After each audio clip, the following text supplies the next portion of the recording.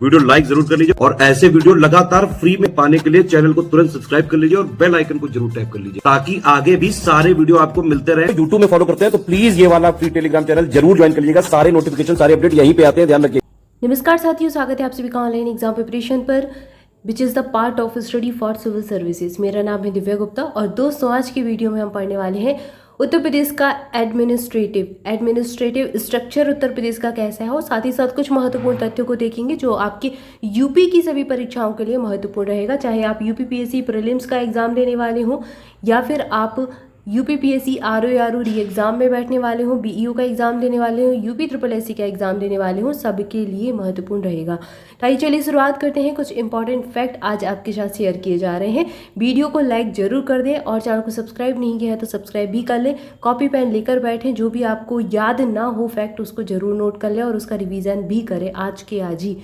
सबसे पहला तथ्य दिया गया है, यूपी सरकार ने एनसीआर में बिजनौर, मथुरा, अलीगढ़ और हाथरस को शामिल करने का प्रस्ताव भेजा था। कब भेजा था? 9 जनवरी 2018 को। उत्तर प्रदेश के बहुत सारे जो कुछ एरिया है वो एनसीआर में आता है, ठीक है ना। उत्तर प्रदेश का, हरियाणा का और दिल्ली के साथ साथ ही आसपास के जो राज्य हैं उनका कुछ क्षेत्र एनसीआर में आता है। तो उत्तर प्रदेश ने कहा था, ऐसा एक प्रस्ताव भेजा था कि बिजनौर, मथुरा, अलीगढ़ और हाथरस को भी एनसीआर में शामिल कर लिया जाए। ये प्रस्ताव 9 जनवरी 2018 को भेजा था। इसके बाद अगला तथ्य है, अप्रवासी भारतीयों की समस्याओं हेतु राज्य में एनआरआई विभाग का गठन कब किया गया? ये 18 जुलाई 2014 को किया गया था। उत्तर प्रदेश प्रवासी भारतीय दिवस 2016 से लगातार मनाया जाता है। कब मनाते हैं? तो 5-6 जनवरी को प्रतिवर्ष मनाते हैं। ये यूपी का है। वैसे 9-10 जनवरी होता है प्रवासी भारतीय दिवस। अगर भारत का देखें तो 9-10 जनवरी, क्योंकि इस दिन जो महात्मा गांधी जी हैं वो दक्षिण अफ्रीका से लौटकर भारत आए थे, तो इस दिन को उसी याद के स्वरूप में मनाया जाता है प्रवासी भारतीय दिवस। अगला है राज्य विधानमंडल कैसा है, यूपी का स्ट्रक्चर कैसा है राज्य विधानमंडल का? तो द्विसदनात्मक है, 2 सदन है। राज्य विधानमंडल का पहली बार गठन कब हुआ था? ये प्रश्न एग्जाम में कई बार पूछा गया है। जुलाई 1937 में यूपीपीसीएस ने भी पूछा इस प्रश्न को और अलग अलग एग्जाम में रिपीट भी हुआ है।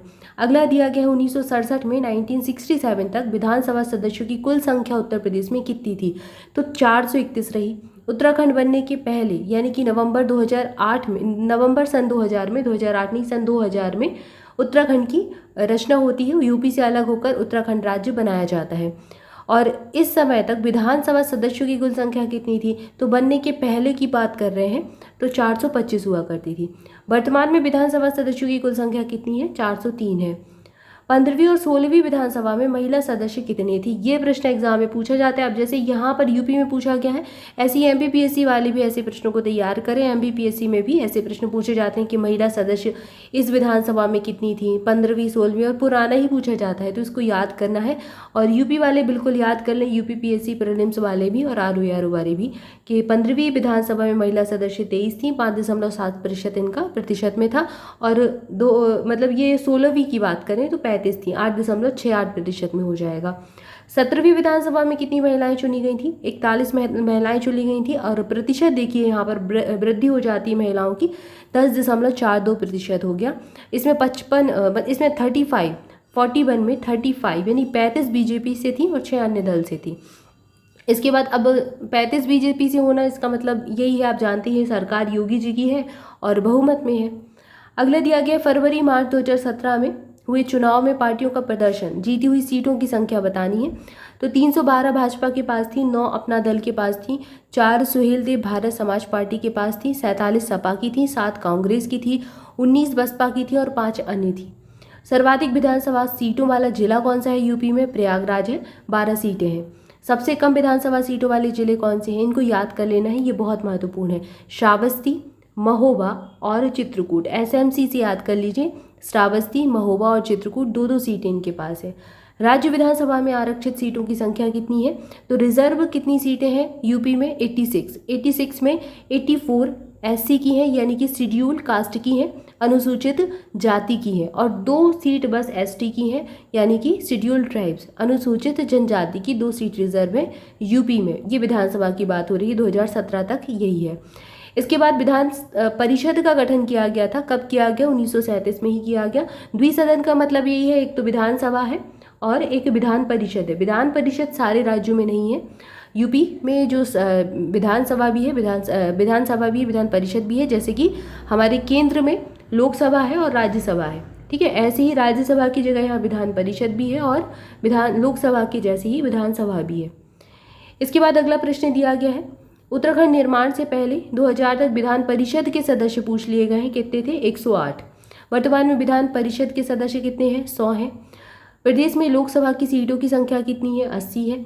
प्रदेश में, अब ये लोकसभा की सीटें हैं, ठीक है ना, विधानसभा की सीट और लोकसभा की सीट में कंफ्यूज नहीं होना है, याद रखना है दोनों का। इसके बाद अगला प्रश्न दिया गया, प्रदेश में एससी और एसटी के लिए आरक्षित लोकसभा की सीटों की संख्या। अब ये एससी और एसटी की लोकसभा की सीट है। यहाँ पर अभी हमने विधानसभा की कुल 86, जिसमें 84 एससी की थी, 2 एसटी की थी। अब यहाँ पर कुल ही 17 सीटें, मतलब टोटल में ही 17 सीटें रिजर्व है लोकसभा में, ठीक है ना, लोकसभा की बात हो रही है केंद्र के लिए। तो ये 17 में एससी की है और एसटी की एक भी सीट रिजर्व नहीं है।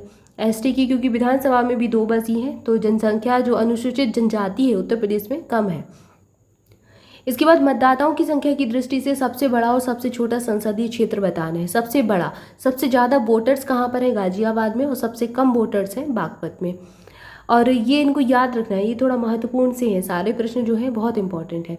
प्रदेश में राज्य जो सभा है उसकी सीटों की संख्या कितनी है? अब ये राज्यसभा की बात हो रही है, तो लोकसभा की कुल सीट आपने देखी कितनी है? 80 है। लोकसभा की कुल सीटें यूपी में 80 हैं और राज्यसभा की कुल सीटें कितनी? 31 हो गई। प्रथम बार राष्ट्रपति शासन कब लगा था उत्तर प्रदेश में? 25 फरवरी 1968 से 25 फरवरी 1969, लगभग 1 साल लगा। अब तक कुल राष्ट्रपति शासन कितनी बार लग चुका है यूपी में? 10 बार। निकटतम 10वां राष्ट्रपति शासन कब लगा? 2002 में लगा था, 8 मार्च 2002 से 3 मई 2002 तक। जनगणना के समय छोटे बड़े नगरों की कुल संख्या कितनी थी? 915 थी। अब तो काफ़ी चेंज हो गए होंगे। जनगणना के समय वैधानिक नगर कुल कितने थे? जनगणना यानी 2011 की बात हो रही है, तो 648 थे। सर्वाधिक और सबसे कम वैधानिक नगरों वाला जिला, सबसे ज़्यादा वैधानिक नगर बदायूं में थे और सबसे कम श्रावस्ती में। अगला दिया गया, राज्य में योजनाबद्ध नगर कितने हैं? 3, Noida, greater Noida, new Kanpur city, ये योजनाबद्ध नगर हो गए। आवास और विकास परिषद कितनी है? 54 है। विकास प्राधिकरण कितने हैं यूपी में? 29 है। 29 नंबर का मिर्जापुर था। विशेष क्षेत्र विकास प्राधिकरण कितने हैं? ये 5 हैं, इनकी संख्या उत्तर प्रदेश में 5 है। संभाग कितने हैं? 18 है। 18वां अलीगढ़ था, अप्रैल 2008 में इसको बनाया गया था। सबसे बड़ा संभाग कौन सा है उत्तर प्रदेश का? कानपुर है, लखनऊ है, मेरठ है। 6 जिले इनके अंदर आते हैं। ये सबसे बड़े मंडल या फिर सबसे बड़े संभाग हैं। सबसे छोटा संभाग कौन सा है या फिर सबसे छोटे मंडल कौन से हैं? ये है मिर्जापुर, आजमगढ़, बस्ती, झांसी और सहारनपुर। 3 जिले इनके अंतर्गत आते हैं। जिलों की कुल संख्या उत्तर प्रदेश में 75 है। तहसीलों की कुल संख्या 350 है। नगर निगम कुल 10 है। और इस स्मार्ट सिटी कितनी है? 8 है, केंद्र प्रायोजित स्मार्ट सिटी स्कीम के तहत। इसके बाद है अगला दिया गया, सेफ सिटी कितनी है? 17 है।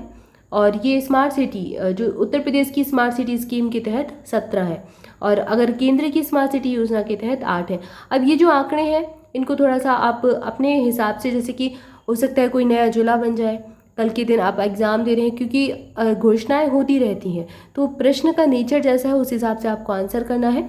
नगर निगम, नगर निकाय, स्मार्ट सिटी, इन सब की संख्या घटती बढ़ती रहेगी, तो आपको इनसे अपडेट करते रहना है, ठीक है ना, अपने हिसाब से। बस आपको प्रश्नों पर ध्यान देना है कि प्रश्न कैसे पूछे जाते हैं आयोग के द्वारा, और उनको अपने करंट अफेयर से अपडेट कर लेना है। हालांकि अगर आप डेली करंट अफेयर से जुड़े हैं, ऑनलाइन एग्जाम प्रिपरेशन पर भी आपको मिलता रहता है, और स्टडी फॉर सिविल सर्विसेज का डेली करंट अफेयर का चैनल भी है, उसको भी आप जरूर ज्वाइन कर लें, उसमें आपको सारी अपडेट्स मिलती रहती हैं।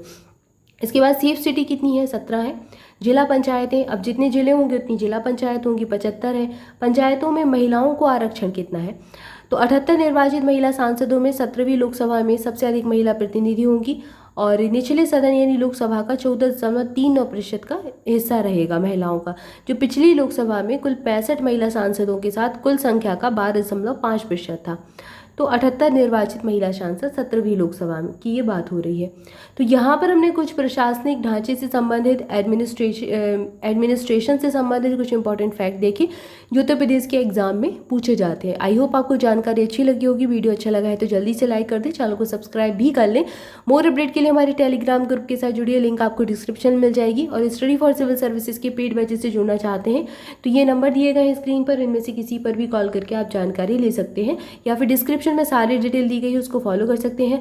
यूपीपीएससी 2024 मेंस के लिए हमारी आंसर राइटिंग वाली टेस्ट सीरीज स्टार्ट हो चुकी है, उसको भी ज्वाइन कर सकते हैं। और यूपीपीएससी प्रीलिम्स जो आपका जुलाई में है उसके लिए हमारा क्रैश कोर्स भी चल रहा है, उसको भी आप ज्वाइन कर सकते हैं। एक ही बार में सिलेक्शन लेना चाहते हैं, कट ऑफ क्लियर करना चाहते हैं, तो बिल्कुल सिलेक्शन वाली तैयारी के लिए, सीरियस वाली तैयारी के लिए आप स्टडी फॉर सिविल सर्विसेज के साथ जुड़ सकते हैं। Thank you for watching this video. Thank you so much.